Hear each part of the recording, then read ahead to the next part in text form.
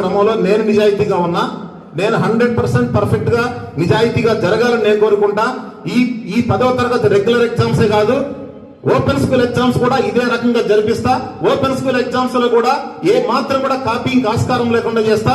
Open school exams లో గతంలో ఒక ప్రచారం జరిగేది, లక్షల డబ్బులు చేతులు మారాయని. సింగిల్ రూపాయి కూడా చేతులు మారకుండా ఎవడైతే ఓపెన్ స్కూల్ ఎగ్జామ్స్ లో వాడు చదువుకుని వస్తాడో వాడే పాస్ అయ్యేటువంటి పరిస్థితి కూడా చేద్దాం. మీరు ఒక్కసారి